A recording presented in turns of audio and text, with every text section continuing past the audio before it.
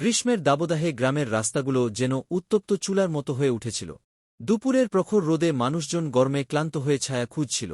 ঠিক এমন সময় স্কুলের সামনে এক আইসক্রিম বিক্রেতা দাঁড়িয়েছিল। তার ছোট্ট আইসক্রিমের গাড়িতে বাহারি স্বাদের আইসক্রিম সাজানো ছিল। স্কুল ছুটির পর বাচ্চারা দৌড়ে এসে তাদের পছন্দের আইসক্রিম কিনতে লাগল। কিন্তু একদিন সেখানে ঘটল এক অদ্ভুত ঘটনা। কাছের গাছ থেকে লাফিয়ে একটি দুষ্টু বানর এসে আইসক্রিম বিক্রেতার গাড়ির কাছে নামল। চোখের পলকে সে একটি কলার স্বাদের আইসক্রিম তুলে নিল এবং দ্রুত গাছে উঠে পড়ল।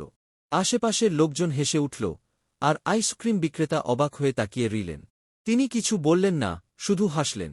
এরপর থেকে প্রতিদিন সেই বানরকে একটি করে কলার আইসক্রিম দিতেন।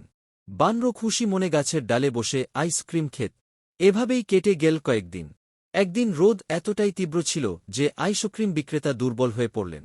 প্রচণ্ড গরমে হঠাৎ তার মাথা ঘুরে গেল এবং তিনি মাটিতে লুটিয়ে পড়লেন। আশেপাশে তখন কেউ ছিল না, কিন্তু সবকিছু দেখছিল সেই বানর। বানর গাছ থেকে তাড়াতাড়ি নেমে এল। সে ছুটে গিয়ে কোথা থেকে যেন একটা জলের বোতল নিয়ে এল। এরপর সে বোতল থেকে জল ঢেলে দিল আইসক্রিম বিক্রেতার মাথায়। ঠান্ডা জলের ছোঁয়ায় বিক্রেতার জ্ঞান ফিরল। চোখ খুলে তিনি দেখলেন, তার সামনে বসে আছে সেই বানর যার জন্য তিনি প্রতিদিন আইসক্রিম দিতেন। তিনি বুঝতে পারলেন যে প্রাণী একদিন তার কাছ থেকে বিনা অনুমতিতে আইসক্রিম নিয়েছিল, আজ সেই প্রাণী তার বিপদের সময় পাশে দাঁড়িয়েছে।